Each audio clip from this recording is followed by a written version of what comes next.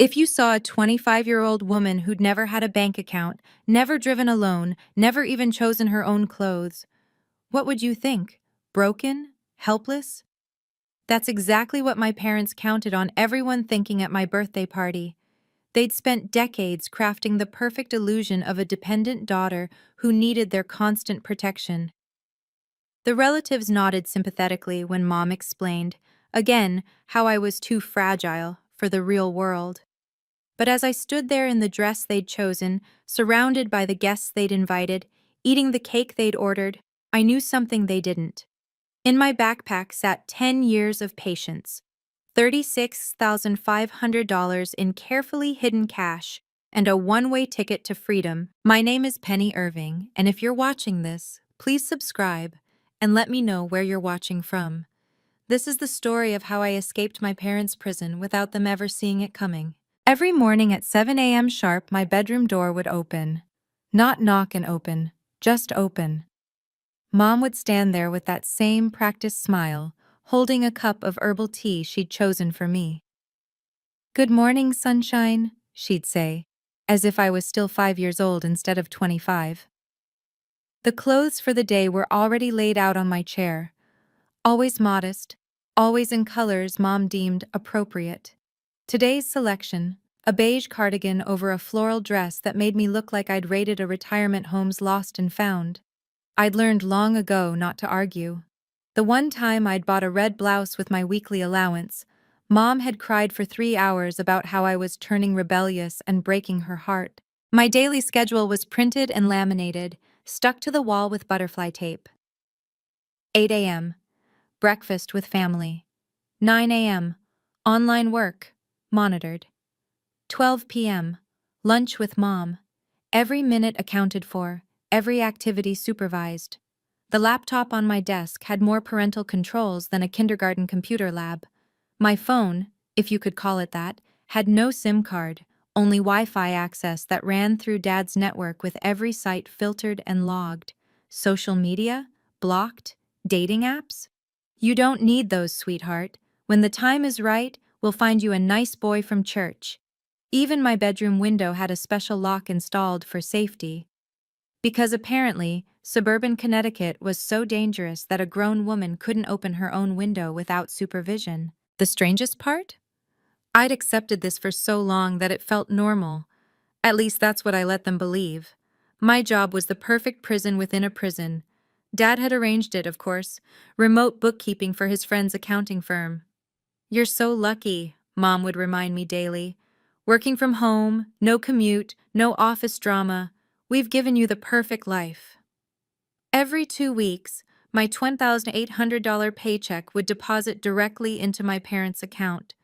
They'd show me the bank statements, pointing to the growing number in my savings account that I couldn't access.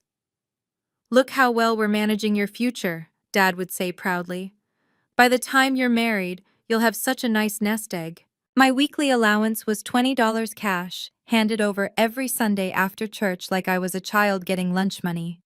Mom would count it out slowly. 5, 10, 15, 20. That should be more than enough for your needs. What needs? I wasn't allowed to go anywhere alone. Every purchase required a receipt. A coffee from the church cafe? Receipt. A notebook from the dollar store during our supervised shopping trips? Receipt.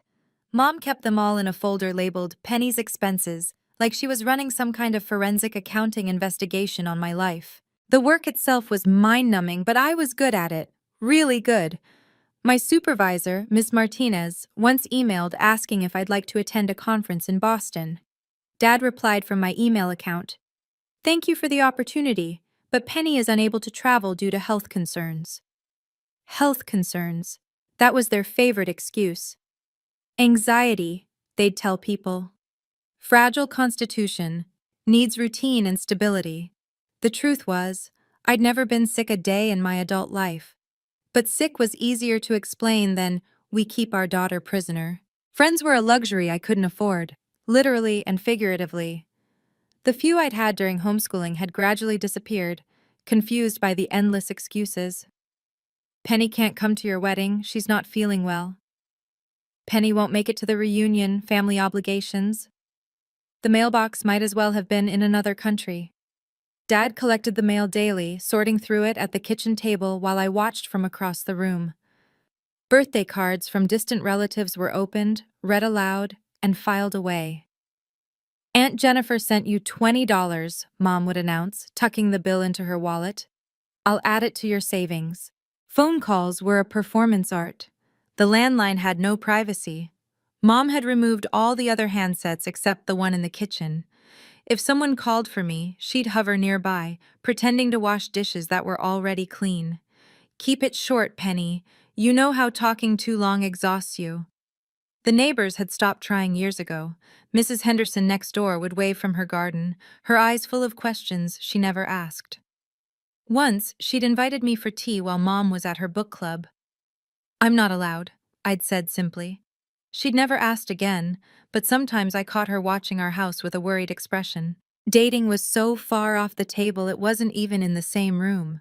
The one time a boy from church had shown interest, Dad had taken him aside for a man-to-man talk.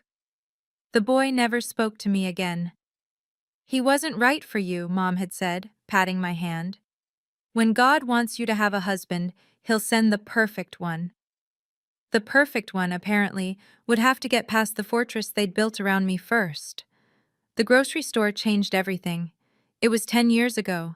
I was 15, and Mom had the flu. Dad was at work, and we needed milk. For the first time in my memory, Mom handed me cash and let me walk to the corner store alone. "Get milk and come straight back," she'd said weakly from the couch. 20 minutes maximum.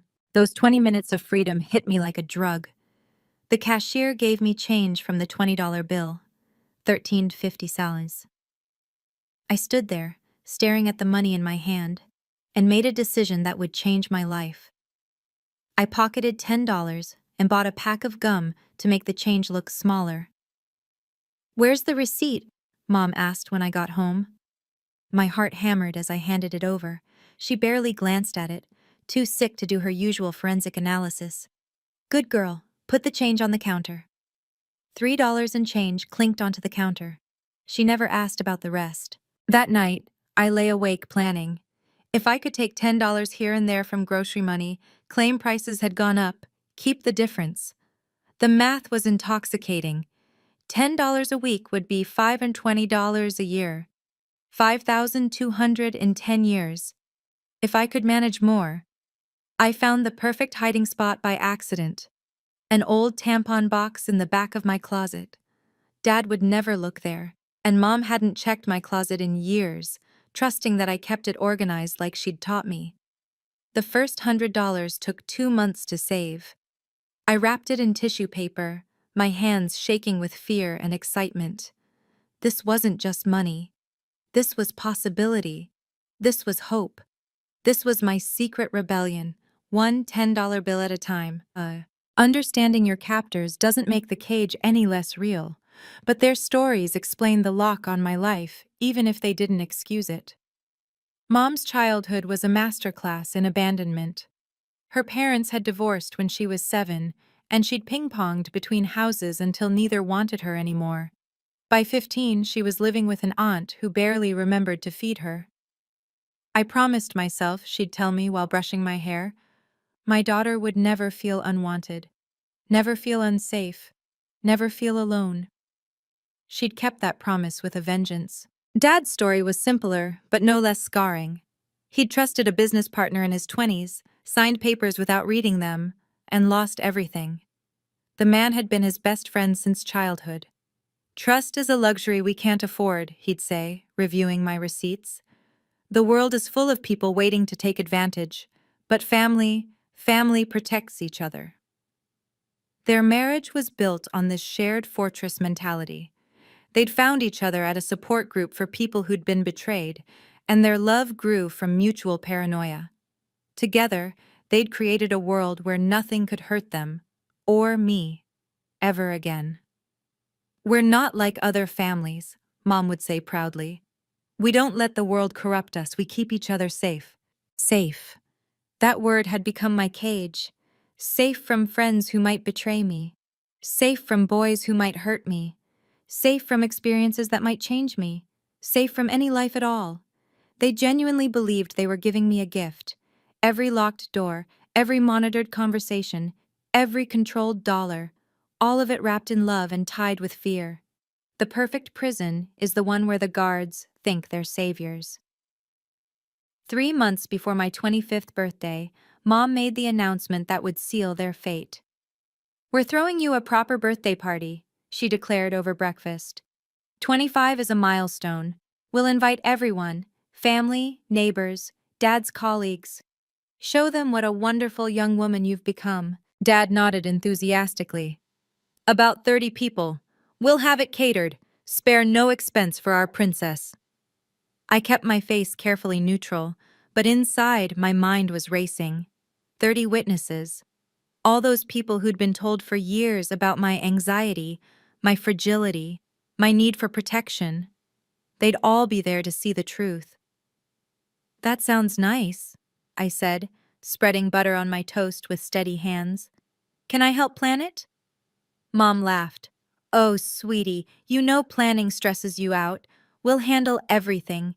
You just show up and be your sweet self." That night, I sat in my room with my hidden calculator, running numbers. My secret savings had grown to $34,000. By my birthday, I'd have over $36,000. Enough for a plane ticket, a few months' rent somewhere, time to find a real job, time to breathe. The party would be my stage. They wanted to show off their perfect, dependent daughter. I'd give them a show they'd never forget. But it would need to be flawless. One chance, no rehearsal, no room for error. I started my real planning that night. Passport. I'd convinced them I needed one for work documentation 2 years ago. Bank account. I'd figure that out. Plane ticket. Could buy it online the day of. Luggage. My old backpack would have to do. They wanted a party to remember. I'd make sure nobody would ever forget it. Have you ever felt trapped by people who claim to love you? Sometimes the hardest prisons to escape are the ones built with good intentions. If this story resonates with you, please hit the like button and share your thoughts in the comments. Remember, recognizing control disguised as care is the first step to freedom. Don't forget to subscribe for more stories about setting boundaries and reclaiming your power. Now let me tell you how my plan unfolded. 10 years of grocery shopping had turned me into a criminal mastermind in mom jeans. Every Tuesday and Friday, Mom would hand me her list and exactly calculated cash. "Tomatoes are $3.99 a pound at Sherman's," she'd say, as if I hadn't been buying them for a decade. But tomatoes were actually $2.99. Milk was $3.50, not $4.50.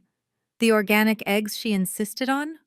I bought regular and transferred them to the organic carton in the parking lot. Every trip netted me between $10 and $20, depending on how paranoid Mom was feeling that week. The tampon box grew too small by year 3. I upgraded to a metal cash box I'd bought at a garage sale, telling Mom it was for organizing my hair ties. I buried it in the backyard under the rosebush Dad had planted for my 16th birthday. Poetic justice, really. By year 5, I'd saved $20,000. The weight of it terrified and thrilled me. Sometimes I'd sneak out at night just to touch the box, to confirm it was real. My hands would shake as I counted, recounted, added the new bills. The close calls were heart-stopping.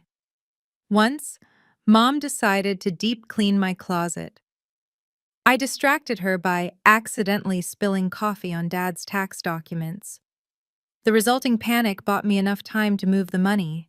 Another time, Dad decided to redo the garden. I convinced him the roses were emotionally significant and shouldn't be moved, but the smartest thing I ever did was start keeping fake receipts. I'd collect them from trash cans at the store, adjust them with careful pen strokes. A 2 became an 8. A 1 became a 4. My forgery skills would have impressed a con artist. 22,000, 28,000, 34,000. Freedom, counted in stolen bills. The internet became my secret university, studied in careful increments between Mom's check-ins. Incognito mode was my best friend, Though I had to clear it obsessively, Dad did spot checks on the browser history. I learned about banking through YouTube videos watched on mute with subtitles, how to open an account online, what documents you needed, how to use an ATM. Things every teenager knew, but I was discovering at 23 like an anthropologist studying foreign customs. The public library became my excuse. I want to read more classics, I told Mom, showing her a Jane Austen novel. She was thrilled. Wholesome literature, supervised environment. What she didn't know was that the library had computers with unrestricted internet, 30-minute sessions, but enough to research apartments, jobs, visa requirements. I hid self-help books inside cookbook covers. The joy of cooking actually contained boundaries, when to say yes, how to say no. Betty Crocker's Basics held financial freedom for beginners. I read them in the bathroom, the only place I had privacy. Driving was the hardest skill to acquire, but Mrs. Henderson's nephew, Tyler, worked at the DMV. One day, while Mom was at her doctor's appointment, Mrs. Henderson accidentally mentioned Tyler could do private lessons. "Off the books," she said quietly. "I've seen you watching the cars go by, dear." 6 secret lessons in Mrs. Henderson's old Honda, always when Mom had her monthly church committee meetings. Tyler was patient, never asked questions. The day I passed my driving test, Mom thought I was at the library. I cried in the DMV bathroom. The license felt heavier than gold in my hands. Every skill was a key to a lock I'd been picking for years. And they never suspected their obedient daughter was becoming someone they wouldn't recognize. Aunt Sarah arrived for her annual visit 2 months before my birthday, and something about her was different, sharper, more observant. She watched me the way you'd watch a caged bird, looking for signs of broken wings. "Penny looks thin," she announced at dinner, though I hadn't lost weight. "And pale. When's the last time she went out with friends?" Mom's fork paused midway to her mouth. "Penny prefers home, don't you, sweetheart?" I nodded on cue, but Aunt Sarah's eyes stayed on mine a beat too long. The next morning, she cornered me while Mom was in the shower. "You're 25 in a few months," she said, not a question. "What are your plans?" "I don't—" "Every young person has plans," she interrupted. "Dreams, goals, unless someone's taken those away." My heart hammered. Did she know? How could she know? Mom appeared in the doorway like a guard dog sensing danger. "Sarah, you're filling Penny's head with nonsense. She's happy here, aren't you, Penny?" "Of course," I said, but Aunt Sarah had already pressed something into my hand, her business card. Later, I studied it in the bathroom. On the back, in tiny handwriting, "If you ever need anything, call me."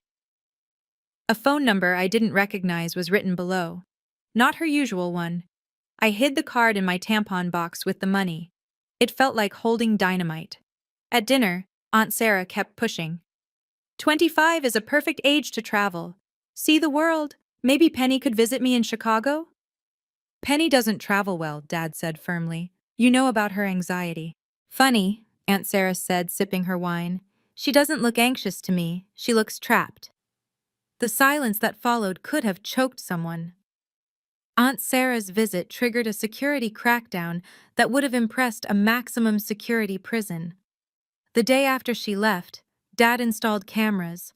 "For our safety," he said, drilling holes in the hallway ceiling. "Sarah's been putting ideas in your head," Mom said, watching me fold laundry. "I could see it in your eyes, that restlessness. That's not you, sweetheart. That's her influence." The cameras blinked red in every common area. My bedroom was the only blind spot, and even that felt temporary. Dad started checking browser history twice daily instead of weekly. Mom reduced my grocery trips to once a week and started coming with me every other time. "We're just worried," she explained, holding my hand too tight in the cereal aisle. "The world is getting more dangerous. Those news stories about young women disappearing. We couldn't bear to lose you." My phone lost even its Wi-Fi privileges after Dad found I'd accessed a travel website. "Accidentally clicked an ad," I explained. but the damage was done. The laptop moved to the kitchen, facing outward so they could see the screen from anywhere in the room. The worst part was the new schedule. Mom started sitting in my room during my work hours, keeping me company with her knitting. Every click was monitored, every email scrutinized. "From now on, we'll do grocery shopping together," Dad announced at dinner. "Family bonding time." My income source was being cut off. Panic clawed at my throat, but I kept my face neutral. "That sounds nice," I said, cutting my chicken into precise squares. That night, I counted my savings one more time. $34,500. It would have to be enough. The walls were closing in, and my birthday was still 6 weeks away. I just had to survive 6 more weeks. Desperate times called for desperate measures. With grocery money cut off, I had to get creative. The solution came from an unexpected source: online surveys and cashback apps.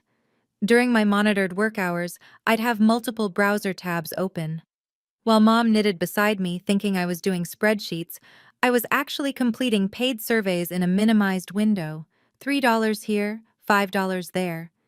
The payments went to a PayPal account I'd created with Mrs. Henderson's address. Mrs. Henderson had become my silent accomplice. One day, while Mom was at her book club, she'd knocked on our door. "I have some packages that were misdelivered," she'd said loudly, then whispered, "Check your old hiding spot." Under the rosebush, I found a prepaid debit card she'd bought and a note: "Loaded online, no paper trail." The cashback apps were genius. Every online purchase Mom made through my computer, household supplies, Dad's vitamins, her craft supplies, I filtered through cashback sites first. 2% here, 5% there, all funneling into my secret PayPal. Mom never knew that her obsessive online shopping was funding my escape. I also started selling my skills. Through a freelance site, I offered rush bookkeeping services after my official work hours. Mom thought I was doing practice exercises to improve my skills. "Such a dedicated worker," she'd tell Dad proudly, while I was actually earning $50 fixing someone's QuickBooks disaster. The riskiest move was selling things: old jewelry from my childhood, books I'd donated to charity, clothes that didn't fit anymore. I photographed them during bathroom breaks, listed them online, and had Mrs. Henderson ship them. Every dollar counted. By 3 weeks before my birthday, I'd scraped together another $2,000, $36,500 total. Enough for freedom, if I was careful, if I was brave. The birthday party preparations consumed my parents like wedding planning. Mom ordered invitations with my baby photo, celebrating 25 years of our precious penny in gold script. The irony wasn't lost on me. "We've invited 32 people," Dad announced, reviewing his spreadsheet.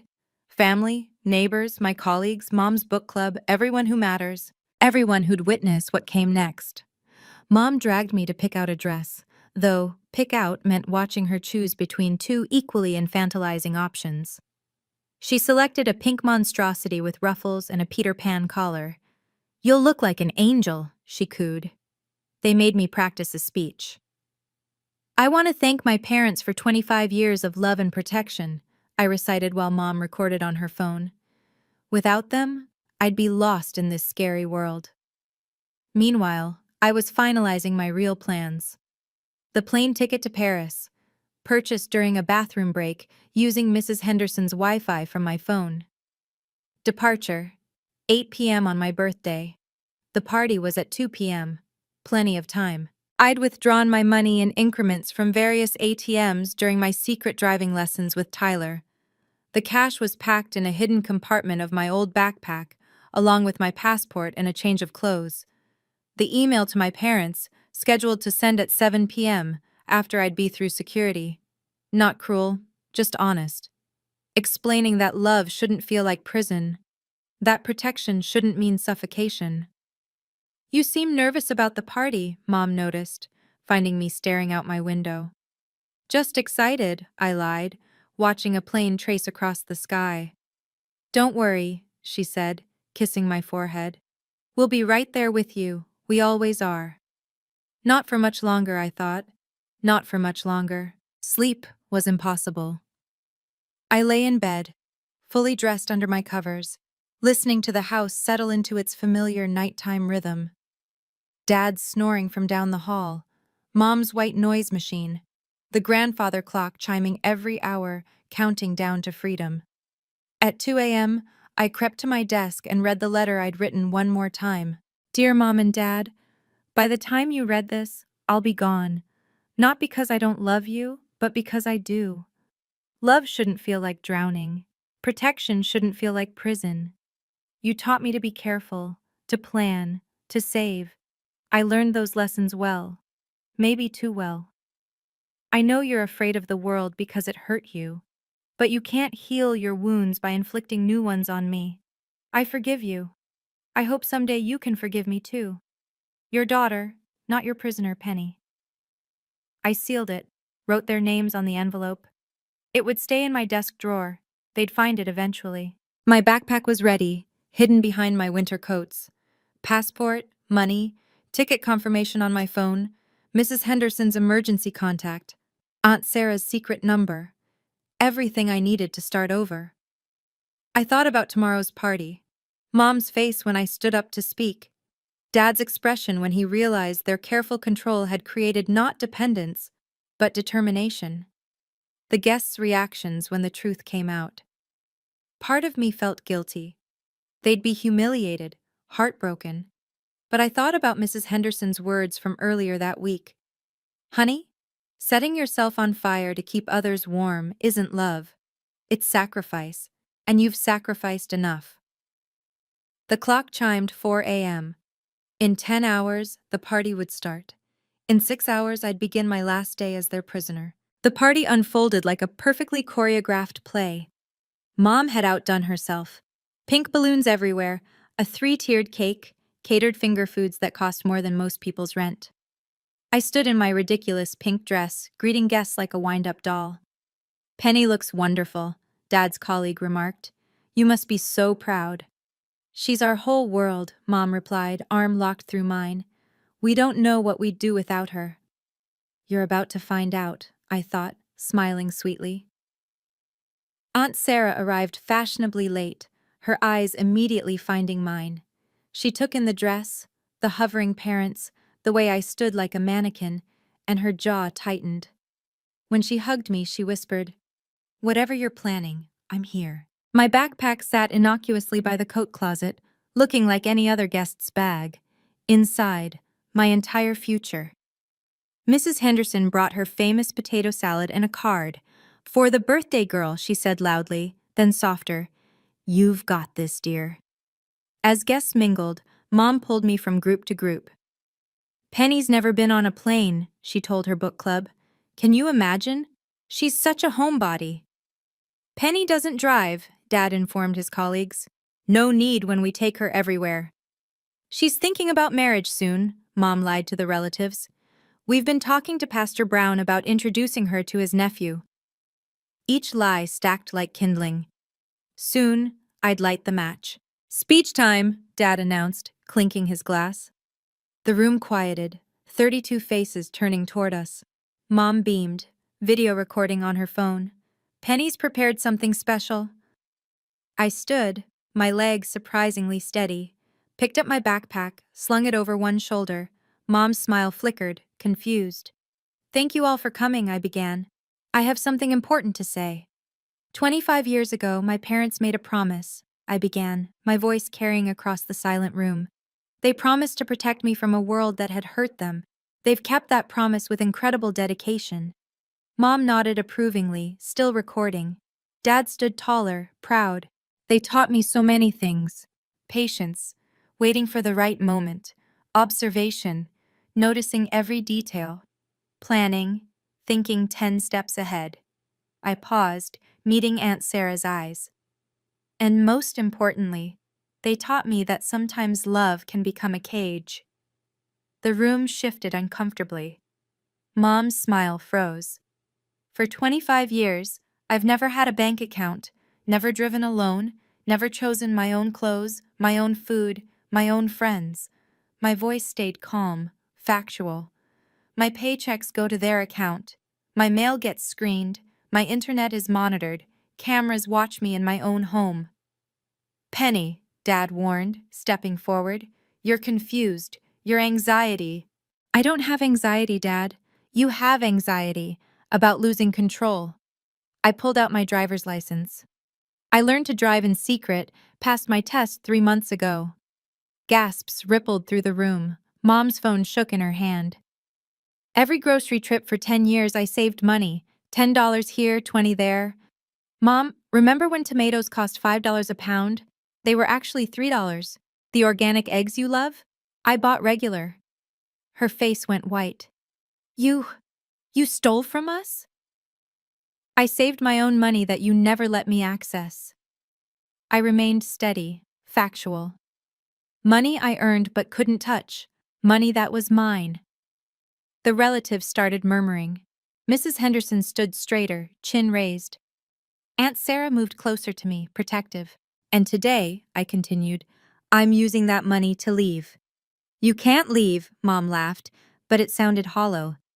You don't have any money. You don't have anywhere to go. I pulled out the bank statement from my backpack, held it up. $36,500. 10 years of saving, Mom. Every receipt you made me keep, I kept my own too. The paper shook as she grabbed it, eyes scanning the number over and over. This is fake. This has to be fake. It's real, Mrs. Henderson spoke up. I helped her open the account. A grown woman deserves access to her own money. You? Dad turned on her, face red. You had no right.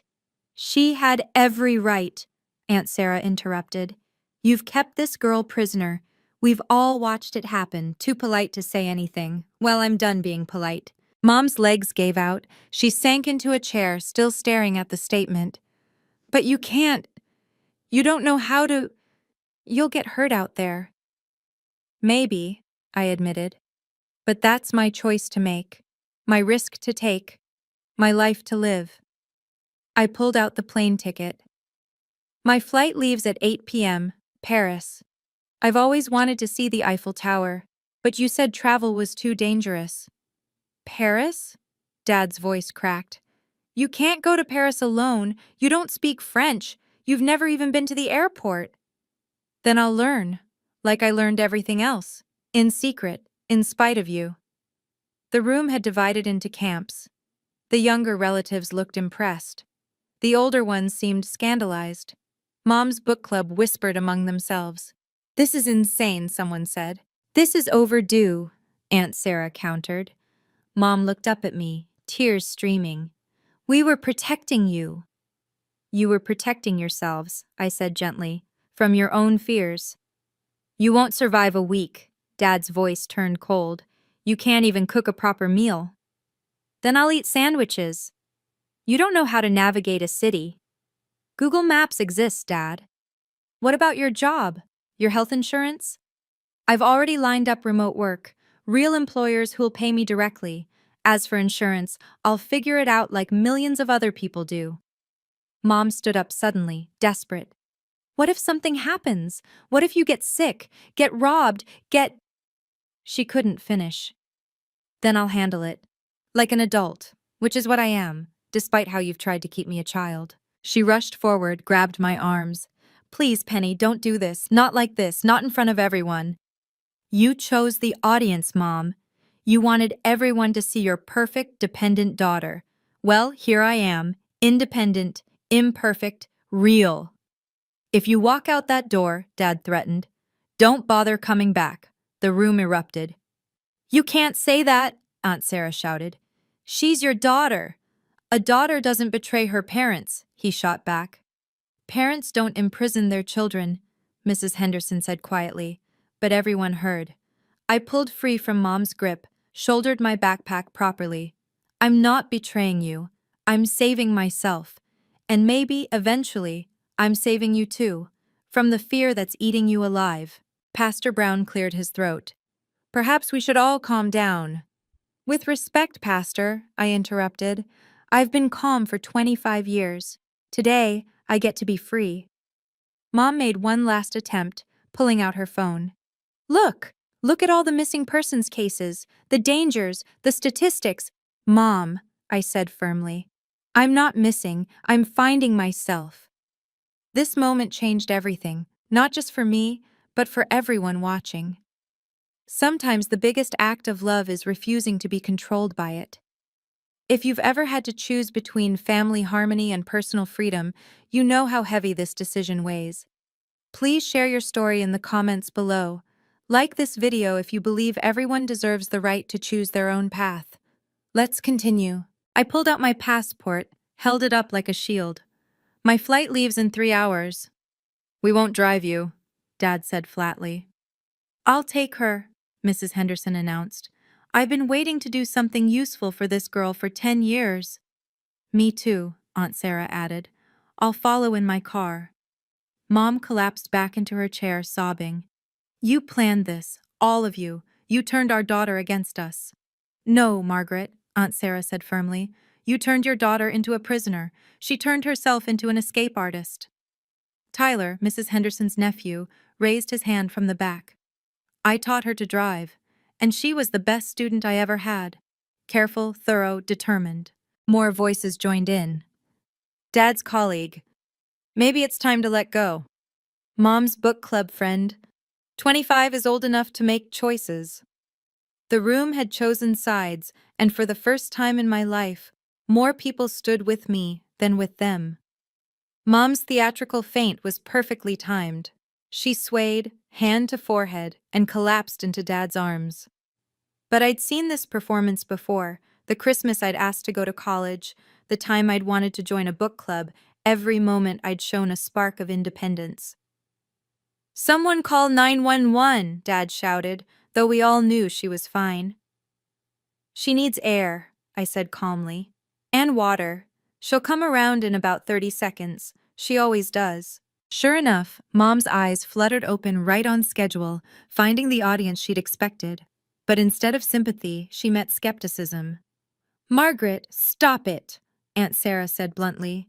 This manipulation is exactly why Penny's leaving. The room erupted in arguments. Cousin Janet shouted about family values. Mrs. Thompson from Mom's book club argued about a parent's right to protect. Uncle Bill started lecturing about respect for elders. But the younger cousins were on their phones, some recording, others texting. This is insane, Cousin Amy said. Penny, good for you. You're all witnessing abuse, Aunt Sarah announced loudly. Financial abuse, emotional abuse, and you're debating family values? Dad stood up, face purple with rage. Everyone out, party's over. No, I said firmly. This is my party. They can stay if they want to witness the truth. He lunged for my backpack. I stepped back, and Tyler stepped between us. Sir, I don't think you want to do that. You're making a mistake, Mom wailed from her chair. You'll be back in a week, begging for forgiveness. Maybe, I said. But that'll be my mistake to make. The room held its breath, waiting to see who would break first. I pulled the letter from my pocket, the one I'd written at 2 a.m. I wrote this for you to read later, but maybe everyone needs to hear it. Mom shook her head frantically, but I began reading. Dear Mom and Dad, by the time you read this, I'll be gone. Not because I don't love you, but because I do. Love shouldn't feel like drowning. Protection shouldn't feel like prison. Mom's sobs grew louder. Dad stood frozen. You taught me to be careful, to plan, to save. I learned those lessons well. Maybe too well. I know you're afraid of the world because it hurt you, but you can't heal your wounds by inflicting new ones on me. Stop, Dad said quietly. Please. I continued, my voice steady. Mom, I know your parents abandoned you. Dad, I know your friend betrayed you. But I'm not them. I'm not leaving to hurt you. I'm leaving to live. The room was silent except for Mom's crying. I forgive you, I read, for the locked windows, the monitored calls, the stolen independence. I forgive you because I understand fear, but I won't inherit it. Aunt Sarah was crying now too. Mrs. Henderson dabbed her eyes. I hope someday you can forgive me too, for the deception, for the public goodbye, for choosing myself over your fears. Your daughter, not your prisoner, Penny. I folded the letter, placed it on the gift table between wrapped presents I'd never open. That's beautiful, honey, Mrs. Henderson said softly. That's betrayal, Dad countered, but his voice had lost its edge. Mom looked up at me, mascara streaking her cheeks. We just wanted to keep you safe. I know, I said gently, but safe isn't living. The first surprise came from Pastor Brown.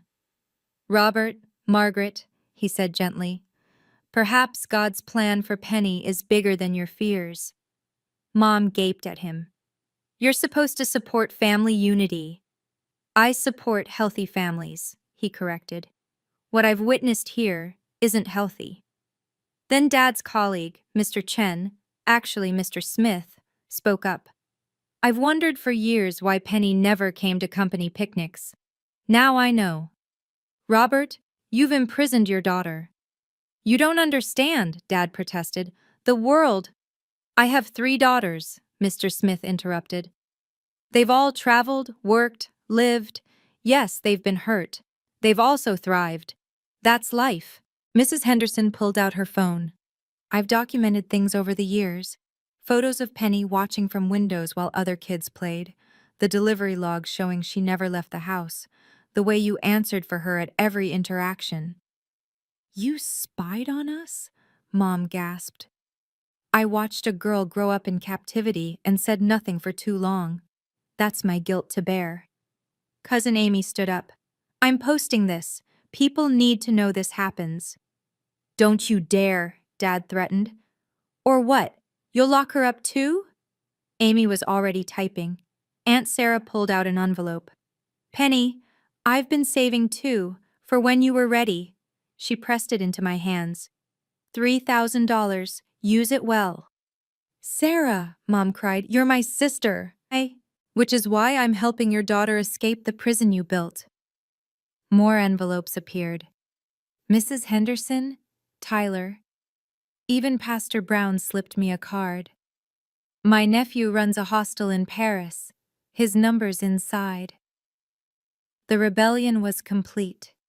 My parents stood isolated in their own party, surrounded by people choosing freedom over fear. I stood at the door, backpack secured, surrounded by unexpected allies. Mom and Dad remained frozen in the center of their ruined party, pink balloons mocking the scene, the 3-tiered cake untouched. Last chance, Dad said, his voice hollow.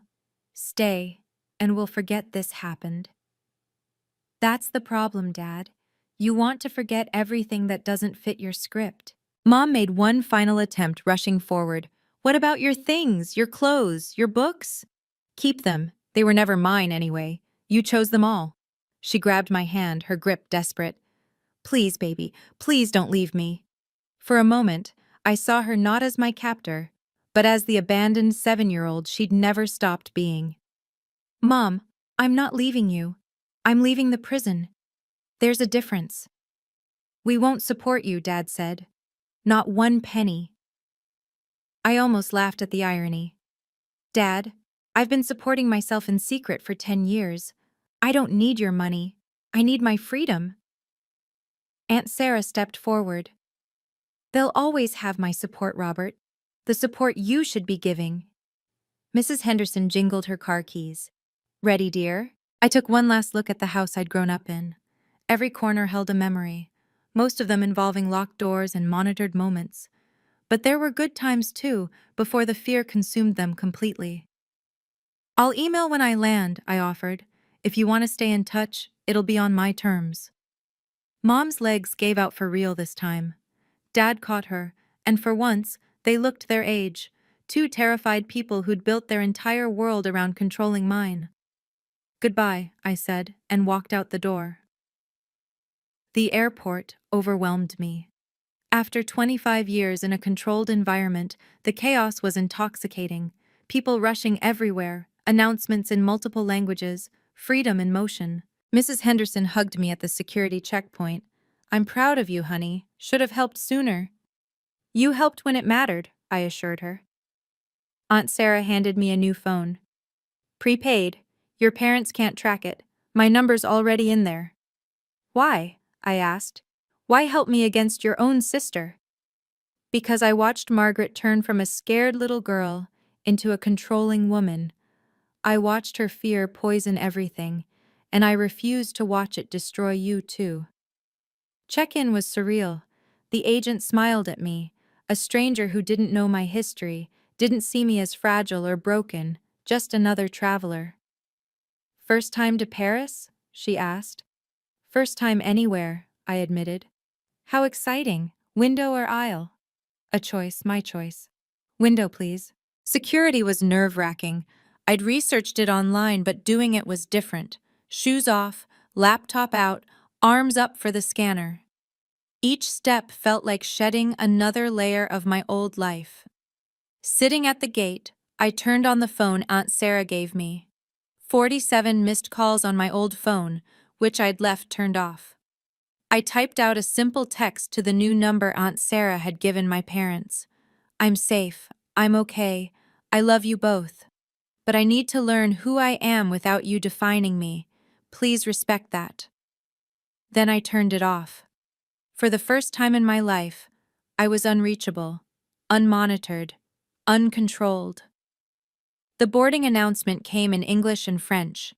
I stood, legs shaking but steady, and joined the line of travelers heading somewhere new. The airplane seat felt like a throne. My throne. I'd chosen it, paid for it, sat in it without asking permission. The simple act of buckling my own seatbelt without someone checking it felt revolutionary.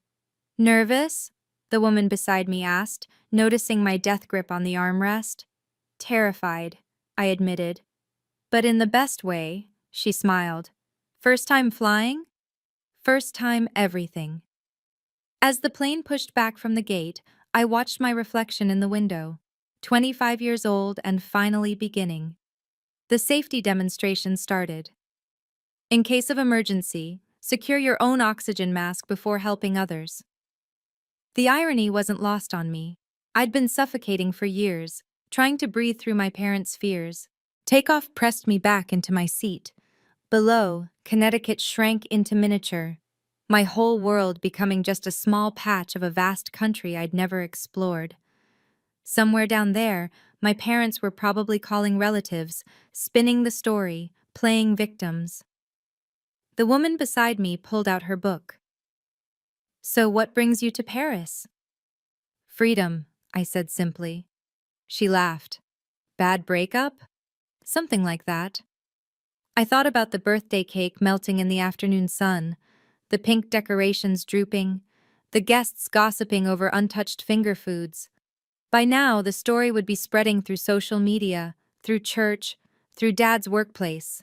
The Irving's perfect daughter had turned out to be perfectly trapped. The seatbelt sign turned off. People started moving around, living their lives at 30,000 feet. I remained seated, overwhelmed by the realization that I could get up if I wanted, or stay seated. My choice.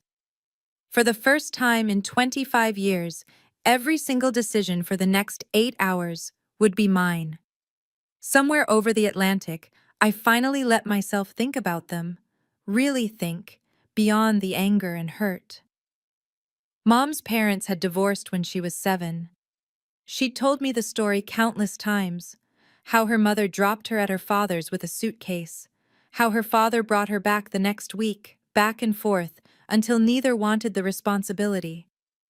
By 15, she was living with an aunt who barely noticed her existence. Dad had trusted his best friend with everything at 22, signed papers without reading them, lost his business, his savings, his faith in humanity. The friend disappeared to Florida with everything Dad had built. They'd found each other in a support group for betrayal survivors. Two broken people who promised to never let the world hurt them again. Then I came along, their chance to do it right, to create one person who'd never feel abandoned, betrayed, or alone. They'd succeeded too well. I'd never felt alone because I'd never been alone. Never felt betrayed because I'd never been trusted to make relationships. never felt abandoned because they'd never let me go. Their love had metastasized into control. Their protection had become a prison. Their fear had become my inheritance, one I was finally refusing to accept. I pulled out a napkin and wrote, "Things I'll do in Paris.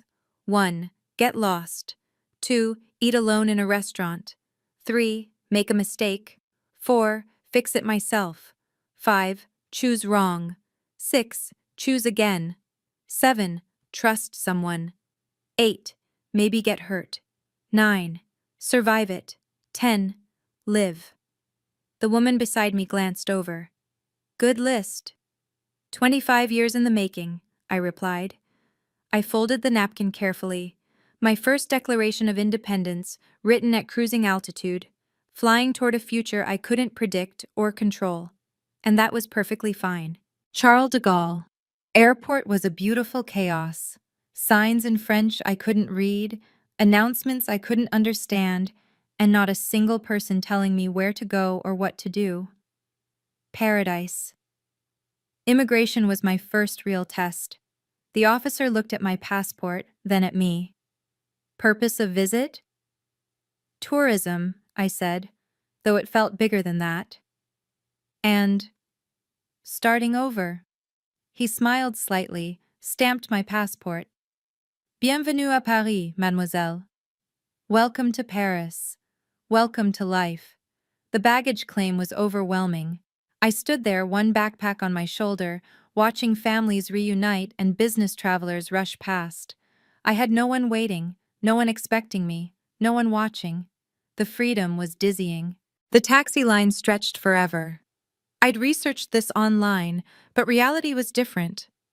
When my turn came, the driver rattled off French.